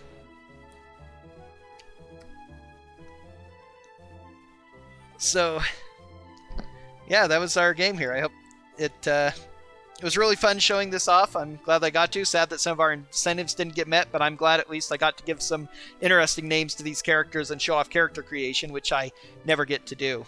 One of the quirks with the game is that you can save the game before the game starts. And so I use the save game with just my pre-built characters already, and then I can just start the run with the same characters every time without having to rebuild them. So it saves me a lot of real time doing that, but it's fun to create characters too and talk about it. So I hope you'll continue watching Speedrun Ragnarok and supporting Take This and the RPG Valkyries cause. And I'll go ahead and turn it over to them to get our next runner ready.